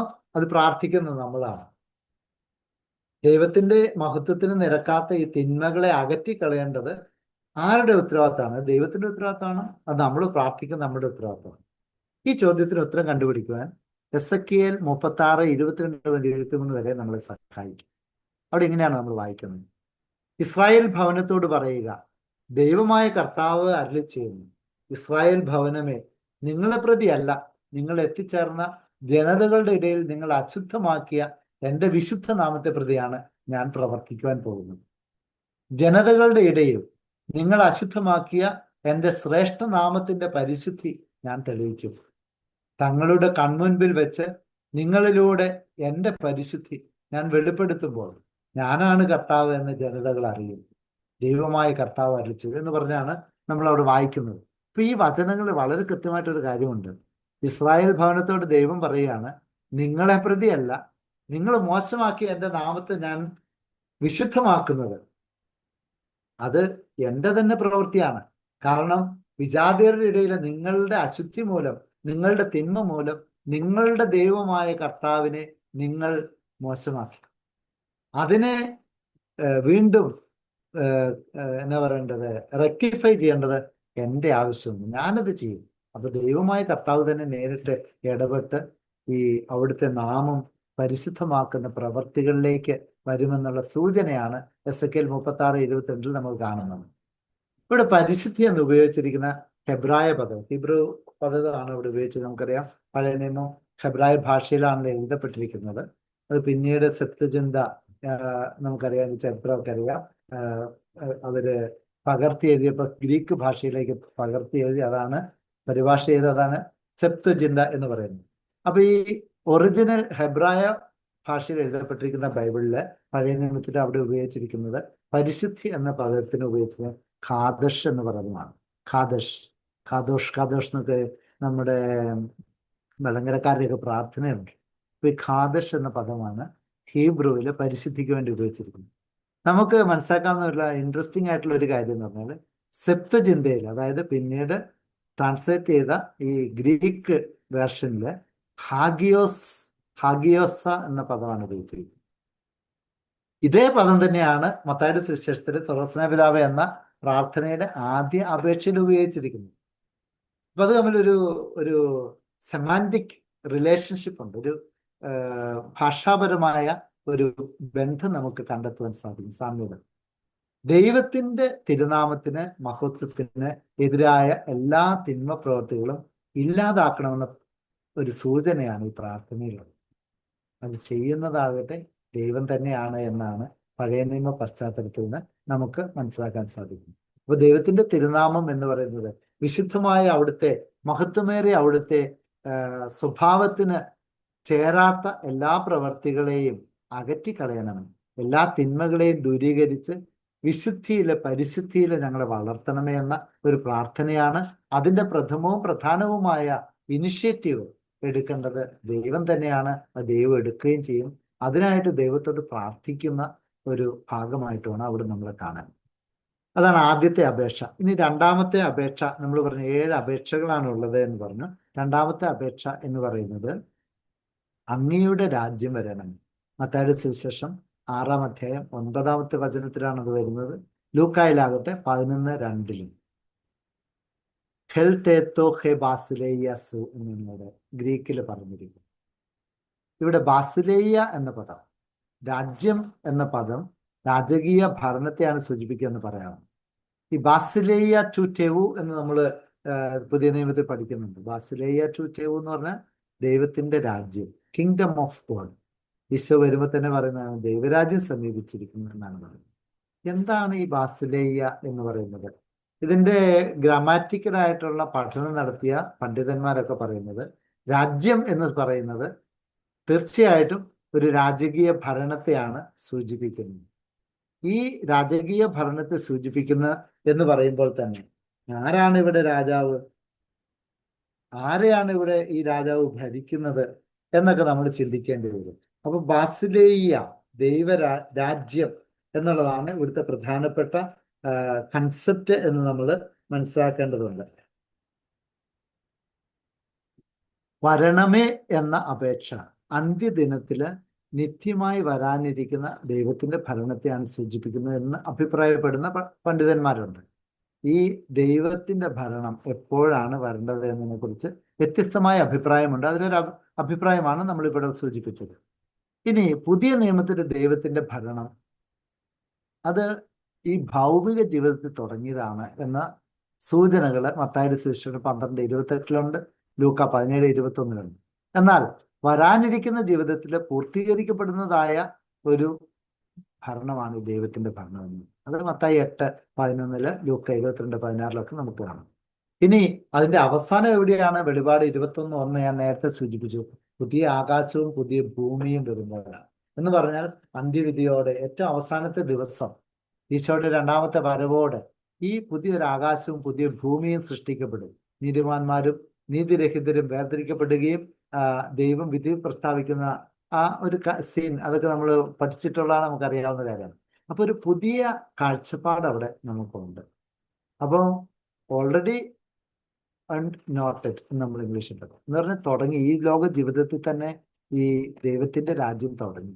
ഈ രാജ്യം പൂർത്തീകരിക്കപ്പെടുന്നത് വരാനിരിക്കുന്ന ലോകത്തിനാണ്. അപ്പൊ ഇത് ഓൾറെഡി തുടങ്ങിയതാണ്, എന്നാൽ അത് പൂർത്തീകരിക്കുന്ന വരാനിരിക്കുന്ന ഭാവിയിലാണ് എന്നുള്ളൊരു കാഴ്ചപ്പാട്. ഇനി എന്താണ് ഈ ദൈവരാജ്യം എന്ന് നമ്മൾ ആഴത്തിൽ പഠിക്കേണ്ടതുണ്ട്. പുതിയ നിയമം പഠിക്കുമ്പോൾ നമ്മൾ ദൈവരാജ്യം ഒരു വലിയ വാസ്റ്റായിട്ടുള്ളൊരു കാഴ്ചപ്പാടാണ്. അതിനെപ്പറ്റി പറഞ്ഞാലും തീരാത്തടത്തോളം ക്ലാസ്സുകൾ എടുക്കാനുണ്ട്. എങ്കിലും ചുരുക്കി നമ്മൾ പറയുകയാണ്, എന്താണ് ഈ ദൈവരാജ്യം? ഈ ഞാൻ പറഞ്ഞു രാജ്യം എന്ന് പറയുമ്പോൾ ഒരു ഭരണത്തിലേക്കാണ് അത് വിവക്ഷിക്കുന്നത്. ഭരണം എന്ന് പറഞ്ഞാൽ എന്താണ്? ആധിപത്യമാണ് സത്യം പറഞ്ഞത്. ആരാണ് അവിടെ അധിപതി എന്നാണ് അവിടുത്തെ ചോദ്യം. ഒരു രാജാവാണെങ്കിൽ ആ രാജാവ് പറയുന്നത് പ്രജകളെല്ലാം കേൾക്കണം. ജനാധിപത്യത്തിലാണ് തെരഞ്ഞെടുക്കപ്പെട്ട ഭരണാധികാരികൾ പറയുന്നത് ജനങ്ങൾ കേൾക്കേണ്ടി വരും എന്ന് പറഞ്ഞാൽ അവിടെ ഒരു ആധിപത്യത്തിന്റെ ചോദ്യമുണ്ട്. ആർക്കാണ് അവിടെ അധികാരം എന്നുള്ളതാണ്. അപ്പൊ ദൈവരാജ്യം എന്ന് പറയുന്നത് ദൈവത്തിന് അധികാരമുള്ള ഒരു അവസ്ഥാവിശേഷമാണ്. ആരുടെ മേലുള്ള അധികാരമാണ് ദൈവത്തിനുള്ളത്? നമ്മൾ മനുഷ്യ വ്യക്തികളുടെ. അവിടെ നമ്മൾ ആരാണ് എന്നൊരു ചോദ്യം പ്രസക്തമുണ്ട്. ഞാൻ ആരാണ്? ഞാൻ എവിടെ നിന്ന് വരുന്നു? എൻ്റെ അസ്തിത്വത്തിന് കാരണഭൂതൻ ആരാണ്? എവിടെ നിന്നാണ് ഞാൻ വരുന്നത്? ഈ അടിസ്ഥാനപരമായ ചോദ്യങ്ങളൊക്കെ ഇവിടെ വളരെ പ്രസക്തമാണ്. അപ്പൊ നമ്മൾ മനസ്സിലാക്കും, ബൈബിൾ നമ്മളെ പഠിപ്പിക്കുന്ന കാര്യം മനുഷ്യൻ ദൈവത്തിന്റെ സൃഷ്ടിയാണ്. ദൈവം തൻ്റെ സ്നേഹത്തിൽ നിന്നും ഓരോ മനുഷ്യനെയും സൃഷ്ടിച്ചു എന്ന് നമ്മൾ പഠിക്കുകയാണ്. അപ്പം മനുഷ്യൻ സൃഷ്ടിയാണെങ്കിൽ ആ സൃഷ്ടാവിനോട് കീഴ്പ്പെട്ട് വേണം മനുഷ്യൻ ജീവിക്കുവാൻ. നമ്മൾ ആരും സ്വയംഭൂ ആയിട്ട് വന്നവരല്ല. ഞാൻ ഉണ്ടാകട്ടെ എന്ന് പറഞ്ഞപ്പോൾ ഉണ്ടായ ആളല്ല ഞാൻ എൻ്റെ ദൈവത്തിന്റെ ഇഷ്ടമനുസരിച്ച് ജനിച്ച ആളാണ്. തീർച്ചയായിട്ടും എൻ്റെ മാതാപിതാക്കളുടെ സ്നേഹത്തോടെയുള്ള കൂട്ടായ്മയിലാണ് ഞാൻ ജനിച്ചു വരുന്നത്. പക്ഷെ അവിടെ എൻ്റെ ദൈവത്തിന്റെ പ്രവർത്തനം ഉണ്ടായിരുന്നു, ദൈവത്തിന്റെ ഇഷ്ടമുണ്ടായിരുന്നു, ദൈവത്തിന്റെ ഇടപെടലുണ്ടായിരുന്നു. ദൈവം ആഗ്രഹിച്ചില്ലായിരുന്നെങ്കിൽ ഞാൻ ഇന്നൊരു ചാപിള്ളയായിപ്പോയി. ഞാൻ ജനിക്കണമെന്ന് നിർബന്ധമില്ലായിരുന്നു. അത് നമ്മൾ കണ്ണു തുറന്നു നോക്കിയാൽ നമുക്കാണ് എത്രയോ ആളുകൾ ജീവനോടെ ജനിക്കാതെ ചാപിള്ളകളായി ജനിക്കുന്നു.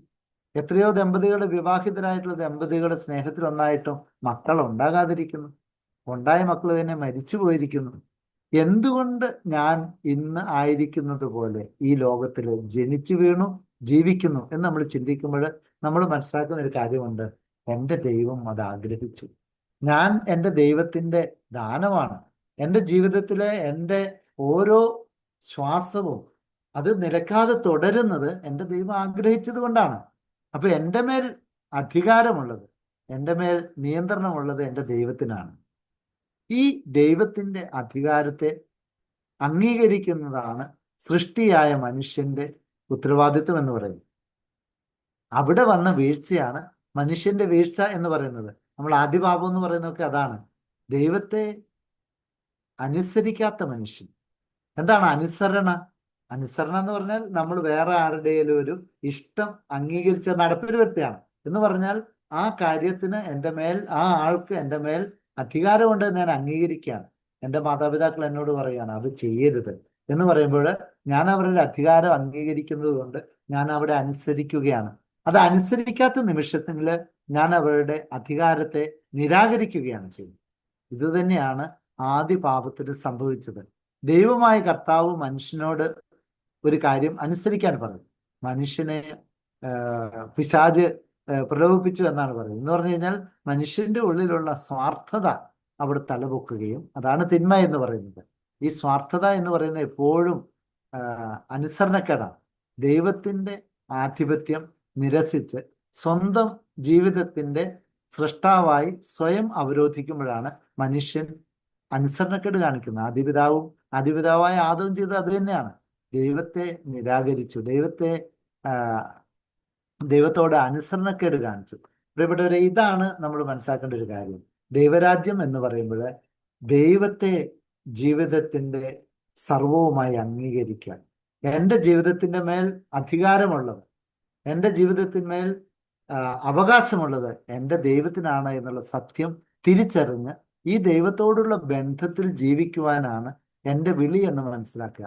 അതനുസരിച്ച് ജീവിക്കുമ്പോഴാണ് നമ്മൾ ദൈവരാജ്യത്തിലെ അംഗങ്ങളാണ്. ഇതൊരു ബന്ധത്തിന്റെ ജീവിതമാണ് സത്യത്തിൽ. ഇപ്പൊ ദൈവരാജ്യം എന്ന് പറഞ്ഞാൽ ദൈവവുമായിട്ട് ഉള്ള മനുഷ്യ വ്യക്തിയുടെ ബന്ധം തന്നെയാണ് സൂചിപ്പിക്കുന്നത്. ദൈവത്തോട് കൂടെയുള്ള ജീവിതം.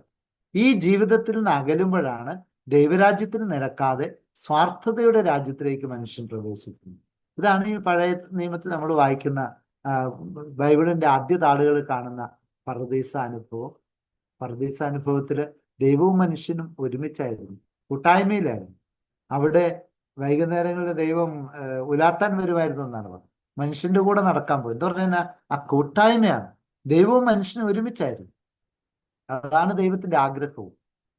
അതിനുശേഷം മനുഷ്യൻ ആ കൂട്ടായ്മയിൽ നിന്ന് അകന്നു പോയതാണ് അനുസരണക്കേട് കാണിച്ചത്. അതാണ് ആദ്യത്തെ പാപം.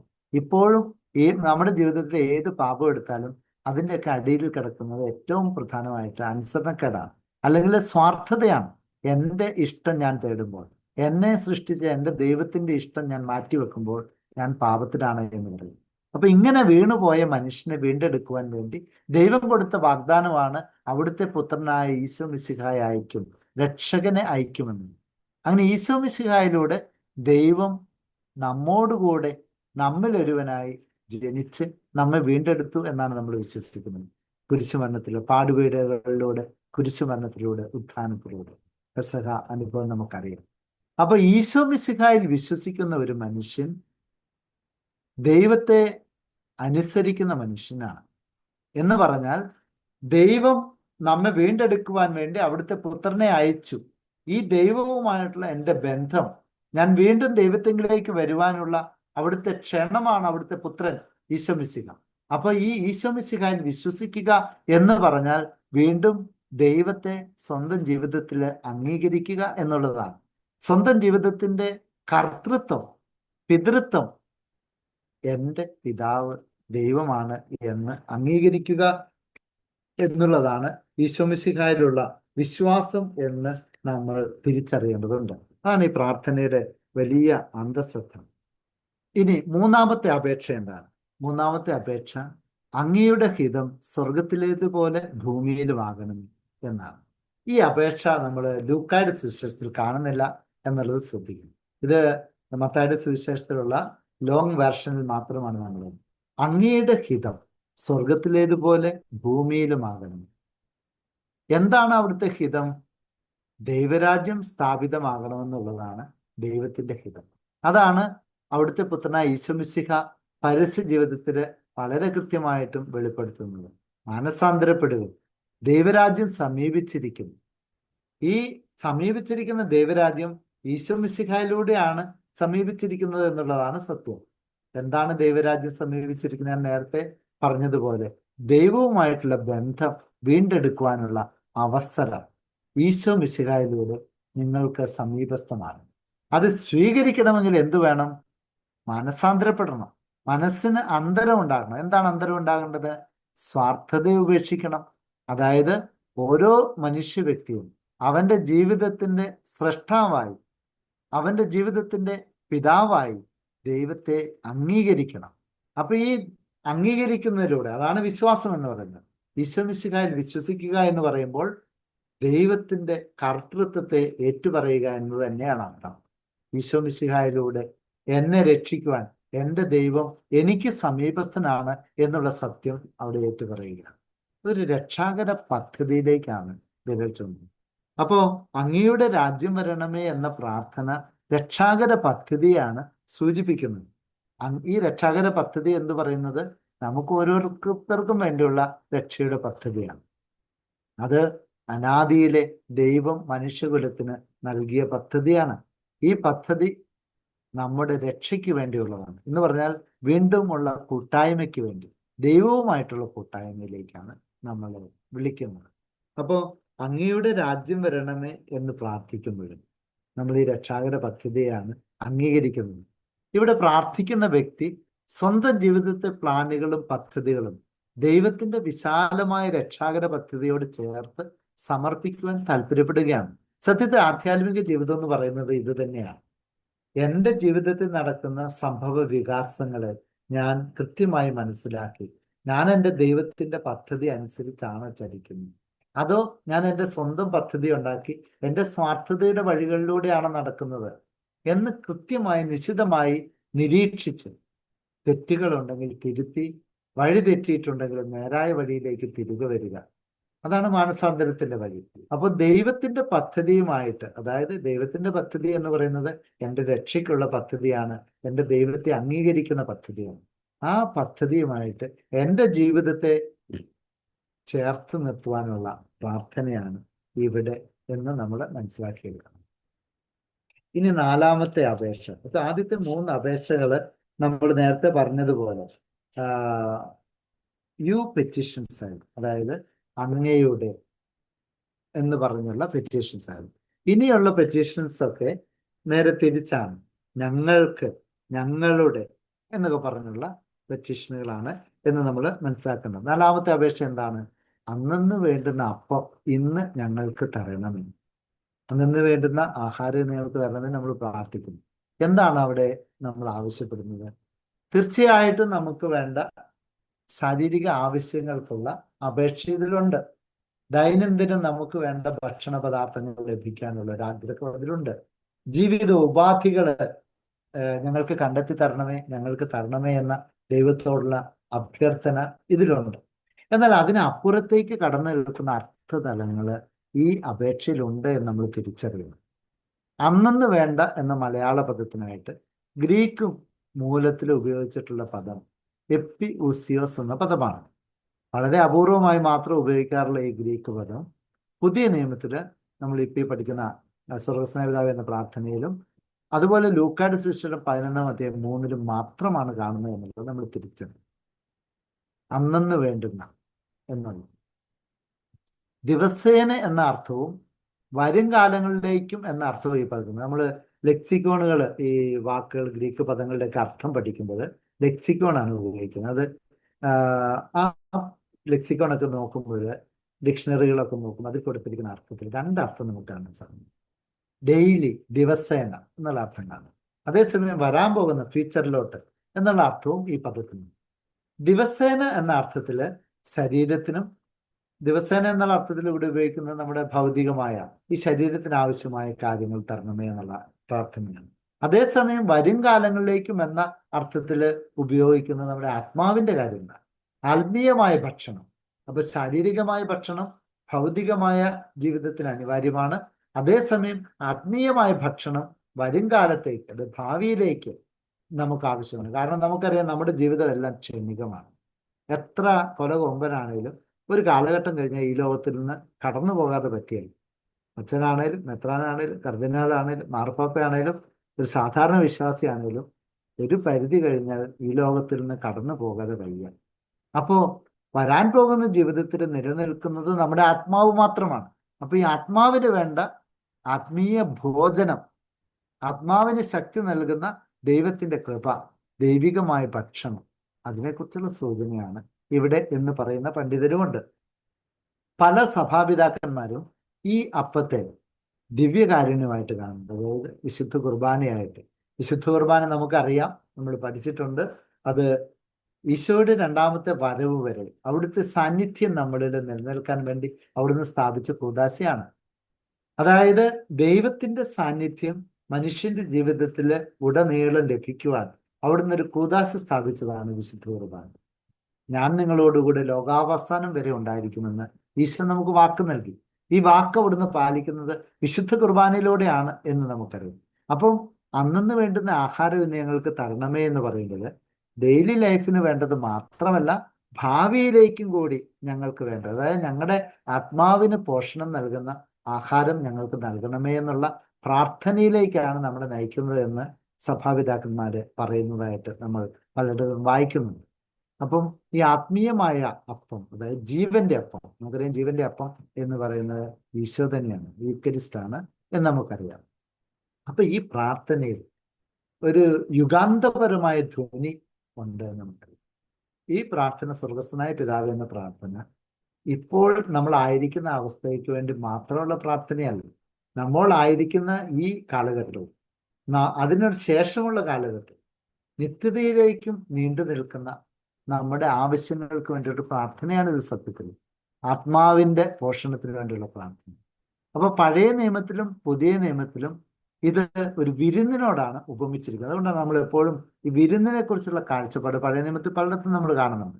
ദൈവരാജ്യത്തെ വിരുന്നിനോട് പുതിയ നിയമത്തിൽ ഉപമിച്ചിരിക്കുന്ന നമുക്ക് കാണാം. പ്രത്യേകിച്ച് ലൂക്കായുടെ സുവിശേഷം എടുത്തു കഴിഞ്ഞാൽ ഏതോ ഒരു ദൈവശാസ്ത്രജ്ഞൻ കൃത്യമായിട്ട് പറയുന്നുണ്ട്, ലൂക്കായുടെ സുവിശേഷത്തിൽ ഈശോ ഒന്നെങ്കിൽ ഒരു വിരുന്നിന് പോകുന്നതായിട്ട്, അല്ലെങ്കിൽ ഒരു വിരുന്നിൽ ഇരിക്കുന്നതായിട്ട്, അല്ലെങ്കിൽ ഒരു വിരുന്ന് കഴിഞ്ഞ് വരുന്നതായിട്ടുള്ള വിവരണം കാണാമെന്ന് പറഞ്ഞത് ഞാൻ ഓർക്കുകയാണ്. എന്ന് പറഞ്ഞാൽ ഈ ദൈവരാജ്യത്തെ കുറിച്ച് പഠിപ്പിക്കുവാൻ ഈശോ ഏറ്റവും അധികം ഉപയോഗിച്ചിരിക്കുന്ന ഒരു കാര്യമാണ് വിരുന്നിന്റെ ഉപമ.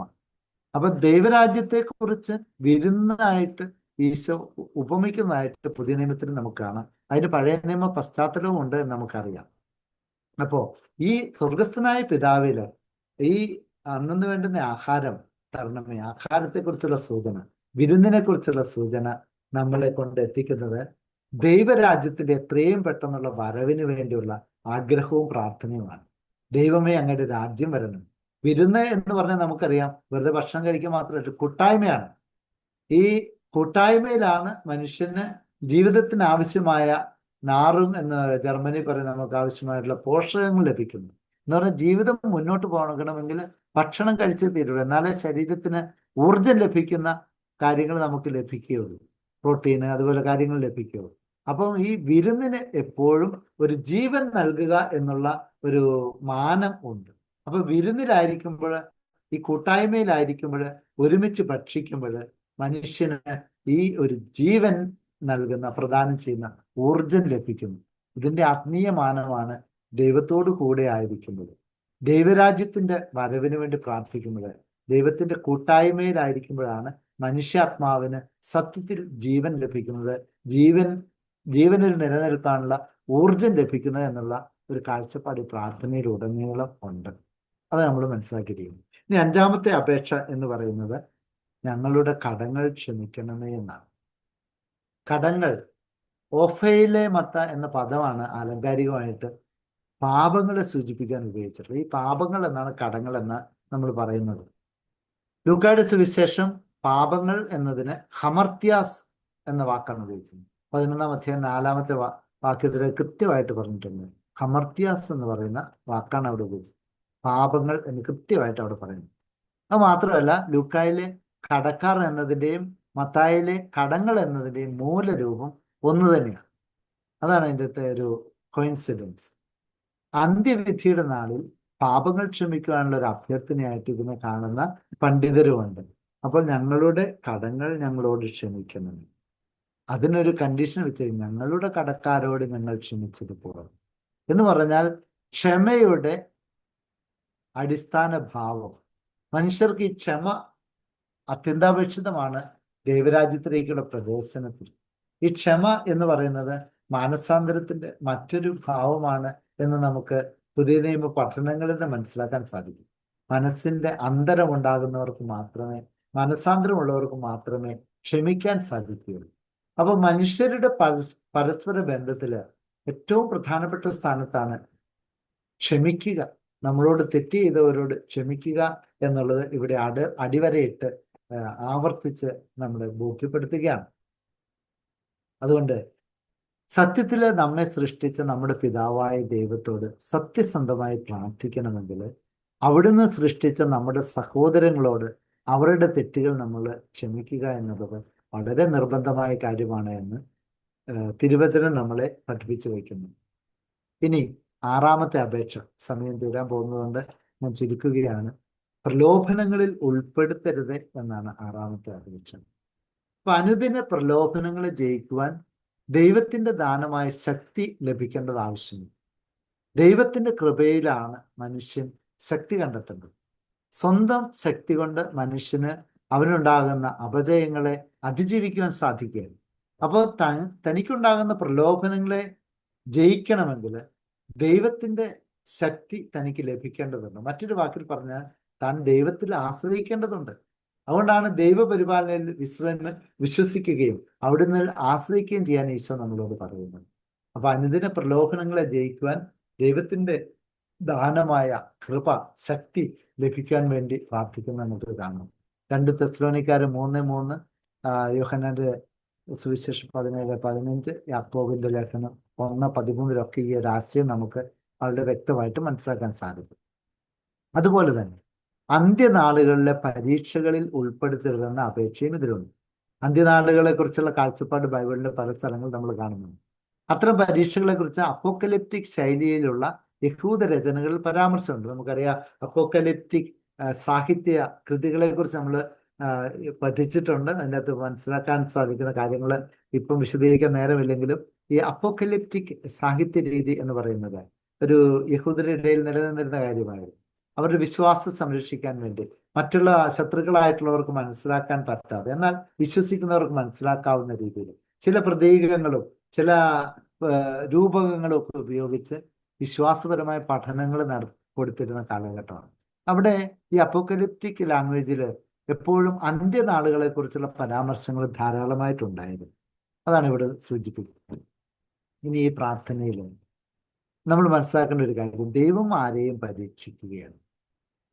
പക്ഷേ ദൈവത്തോട് നമ്മുടെ പ്രാർത്ഥനയാണ്, ഞങ്ങൾ ബലഹീനരാകാതെ വിശ്വാസത്തിൽ ഉറച്ചു നിൽക്കാനുള്ള കൃപ നൽകണമേ എന്ന് ദൈവത്തോട് ആത്മീയ പോരാട്ടം നടത്തുന്ന ഒരു ആത്മാവിൻ്റെ പ്രാർത്ഥനയാണ് ഇവിടെ.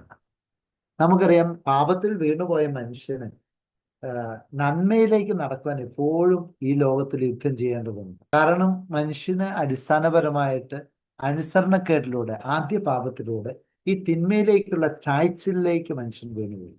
അപ്പൊ ഈ തിന്മയുടെ ചായ്ച്ചില് അല്ലെങ്കിൽ തിന്മയുടെ പ്രലോഭനങ്ങളിൽ നിന്ന് രക്ഷ നേടണമെങ്കിൽ അവന് സ്വന്തമായി ശക്തിയില്ല. ഈ ശക്തി ലഭിക്കുന്നത് ദൈവത്തിൽ നിന്നാണ്. അതിനുവേണ്ടി അവൻ ദൈവത്തോട് പ്രാർത്ഥിക്കണം. അതാണ് നമ്മളിവിടെ ഉദ്ദേശിക്കുന്നതെന്ന് മനസ്സിലാക്കുക. ഇനി ഏഴാമത്തെ അപേക്ഷ, അവസാനത്തെ അപേക്ഷ, ദുഷ്ടനിൽ നിന്ന് വിടുവിക്കണമേ എന്നുള്ളതാണ്.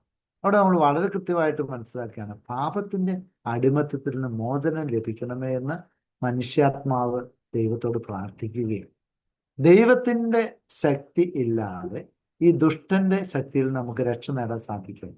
ദൈവകൃപയിലെ മനുഷ്യന് അടിസ്ഥാനപരമായി ആശ്രയിക്കാതെ സ്വന്തം ശക്തി കൊണ്ട് മനുഷ്യന് അവന്റെ പ്രലോഭനങ്ങളെ അതിജീവിക്കാൻ സാധിക്കുകയില്ല. ദുഷ്ടന്റെ പ്രവർത്തനങ്ങളിൽ നിന്ന് രക്ഷ നേടുവാൻ സാധിക്കുകയില്ല. അതുകൊണ്ട് ദൈവത്തിന്റെ ശത്രുവായ സാത്താൻ, അതായത് തിന്മയുടെ ശക്തിക്കെതിരെ സംരക്ഷണം നൽകണമേ എന്ന പ്രാർത്ഥനയാണ്. അതിൻ്റെയൊക്കെ അർത്ഥം എന്താണ്? അന്തിമമായിട്ട് നിത്യമായിട്ടുള്ള സുരക്ഷ മനുഷ്യന് ലഭിക്കുന്നത് ദൈവത്തിൽ മാത്രമാണ്. ദൈവത്തോടു കൂടി ചേർന്ന് ജീവിക്കുമ്പോഴാണ്, ദൈവത്തോടുള്ള ബന്ധത്തിൽ അനുനിമിഷം ജീവിക്കുമ്പോഴാണ് മനുഷ്യന് ഈ ഒരു കൃപ ലഭിക്കുന്നത് എന്നുള്ള സത്യമാണ് ഈ സ്വർഗസ്ഥനായ പിതാവേ എന്ന പ്രാർത്ഥന നമ്മെ പഠിപ്പിക്കുന്നത് എന്ന് നമുക്കിവിടെ തിരിച്ചറിയാൻ സാധിക്കും. ചുരുക്കി പറഞ്ഞാൽ നമ്മളൊരു ഏകദേശം 1 മണിക്കൂർ എടുത്തു. ഇതിനകത്ത് വളരെ പ്രധാനപ്പെട്ട ചെറിയ കാര്യങ്ങളിലേക്കുള്ള സൂചനകൾ തരാൻ മാത്രമാണ് നമ്മൾ ഈ അവസരം ഉപയോഗിച്ചത്. കൂടുതൽ ആഴത്തിലുള്ള പഠനങ്ങൾ നമ്മൾ ഓരോരുത്തരും വ്യക്തിപരമായിട്ട് നടത്തേണ്ടതാണ്. ഈ കർത്തൃ പ്രാർത്ഥന, ലോർഡ്സ് പ്രേയർ, സ്വർഗസ്ഥനായ പിതാവേ എന്ന പ്രാർത്ഥന സത്യം പറഞ്ഞാൽ ക്രൈസ്തവ ജീവിതത്തിന്റെ മുഴുവൻ ദൈവശാസ്ത്ര സംഗ്രഹമാണ് എന്ന് പറയുന്നത്. നമ്മൾ വിശ്വസിക്കുന്ന, ജീവിക്കുന്ന, പ്രാവർത്തികമാക്കുന്ന ദൈവശാസ്ത്രപരമായ വിശ്വാസത്തിന്റെ ആഴങ്ങളുടെ അന്തസ്സത്വമാണ് ഈ പ്രാർത്ഥനയിൽ ഉൾക്കൊണ്ടിരിക്കുന്നത്. ആദ്യമായിട്ട് തന്നെ ഇത് ദൈവ കേന്ദ്രീകൃതമാണ്. മനുഷ്യന്റെ ജീവിതം മുഴുവൻ അപ്രകാരമായിരിക്കണം. ദൈവത്തിൽ കേന്ദ്രീകൃതമായ ജീവിതമാണ് മനുഷ്യന്റെ ജീവിതം. കാരണം ദൈവമാണ് അവനെ സൃഷ്ടിച്ചത്. ദൈവവുമായിട്ടുള്ള ബന്ധത്തിലാണ് അവൻ ജീവിക്കേണ്ടത്. അതാണ് ദൈവരാജ്യ സംസ്ഥാപനത്തിലൂടെ ഈശോ സ്ഥാപിച്ചത്. ദൈവരാജ്യം എന്ന് പറഞ്ഞാൽ ദൈവത്തോടുള്ള ബന്ധത്തിൽ ജീവിക്കാൻ. ദൈവം എൻ്റെ അധിപതിയാണ്, എൻ്റെ സ്രഷ്ടാവാണ്, എൻ്റെ അധികാരിയാണ്, എൻ്റെ അസ്തിത്വത്തിനും അന്തസ്സത്തേക്കും കാരണഭൂതനാണ്. അവിടുത്തെ അധികാരം ഞാൻ അംഗീകരിക്കണം എന്നുള്ളത്. ദൈവത്തിന് എന്നെക്കുറിച്ചൊരു പദ്ധതിയുണ്ട്. ഈ ദൈവിക പദ്ധതി, ഡിവൈൻ പ്ലാൻ, അത് ഞാൻ അന്വേഷിച്ചുകൊണ്ടിരിക്കുന്നു. ദൈവത്തിന് എന്നെക്കുറിച്ചുള്ള പദ്ധതിയോട് ഞാൻ ചേർന്ന് വേണം ജീവിക്കുവാൻ. എൻ്റെ ജീവിതത്തെ ഈ ദൈവിക പദ്ധതിയുമായിട്ട് ചേർത്ത്, ദൈവിക പദ്ധതി എന്ന് പറയുന്നത് എൻ്റെ രക്ഷയ്ക്കുള്ള പദ്ധതിയാണ്. അത് ദൈവത്തിന്റെ പുത്രനായ ഈശോ മിശിഹായിലൂടെയാണ് എനിക്ക് കരഗതമാകുന്നത്. അപ്പൊ ഈശോ മിശിഹായോട് ചേർന്നുള്ള ഒരു ജീവിതം, ഈശോയോട് ഒത്ത് നയിക്കുന്ന ഒരു ജീവിതം, അതാണ് എൻ്റെ ആത്മീയ ജീവിതത്തിന്റെ അടിത്തറ എന്ന് ഞാൻ മനസ്സിലാക്കണം. ദൈവ കേന്ദ്രീകൃതമായ ജീവിതത്തിന്റെ അടിസ്ഥാന തത്വം എന്നത് അവിടുത്തെ പുത്രനായ ഈശോ മിശിഹായുടെ ഒപ്പമുള്ള ജീവിതം നയിക്കുക എന്നാണെന്ന് നമ്മൾ തിരിച്ചറിയുന്നത്. പിന്നെ അങ്ങനെ ജീവിക്കുമ്പോഴാണ് നമ്മുടെ മനുഷ്യ ജീവിതത്തിന് ആവശ്യമായ കാര്യങ്ങൾ നമുക്ക് ദൈവത്തോട് ചോദിക്കാം. അന്നു വേണ്ടുന്ന ആഹാരത്തിന് വേണ്ടി, നിത്യതയിലേക്ക് ജീവിക്കുവാൻ ആവശ്യമായ പോഷകമായ ആത്മീയ അനുഗ്രഹങ്ങൾക്ക് വേണ്ടി. അതിനൊക്കെ അടിസ്ഥാനപരമായി എൻ്റെ ഭാഗത്തു നിന്നുണ്ടാകേണ്ട ഒരു മനോഭാവം എന്ന് പറയുന്നത് എൻ്റെ സഹോദരങ്ങളോട് പൂർണ്ണമായി ക്ഷമിക്കുവാൻ എന്ന് പറഞ്ഞാൽ എൻ്റെ സ്വാർത്ഥതയെ പൂർണ്ണമായി നീക്കിക്കളഞ്ഞ് നിസ്വാർത്ഥമായി എൻ്റെ സഹോദരനെ സഹോദരിയെ സ്നേഹിക്കുക. ആ സ്നേഹത്തിന്റെ പാരമ്യമാണ് ഈ ക്ഷമയിലും സത്യത്തിൽ നമ്മൾ കാണുന്നത്. എങ്ങനെയുള്ള ഒരു വിശ്വാസ സ്ഥിരത, ഈ സ്ഥിരതയുള്ള വിശ്വാസം എന്നെ നിത്യമായ മോചനത്തിലേക്ക് അല്ലെങ്കിൽ നിത്യമായ രക്ഷയിലേക്ക് നയിക്കും. അതാണ് ഈ സ്വർഗസ്ഥനായ പിതാവ് എന്ന പ്രാർത്ഥനയിലൂടെ നമ്മൾ മനസ്സിലാക്കേണ്ട കാര്യം. അപ്പൊ ക്രൈസ്തവരുടെ വിശ്വാസം, ആരാധന, ആധ്യാത്മിക ജീവിതം, പ്രത്യാശാനിർഭരമായ നിലപാട്, ഇതെല്ലാം സമ്യക്കായിട്ട്, എല്ലാം വളരെ കണ്ടൻസ്ഡ് ആയിട്ട് ഒരൊറ്റ പ്രാർത്ഥനയിൽ ഒതുക്കി വെക്കാമെങ്കിൽ അതാണ് ലോർഡ്സ് പ്രേയർ, കർത്തൃ പ്രാർത്ഥന, സ്വർഗസ്ഥനായ ഞങ്ങളുടെ പിതാവേ എന്ന പ്രാർത്ഥന എന്ന് നമുക്ക് തിരിച്ചറിയേണ്ടത്.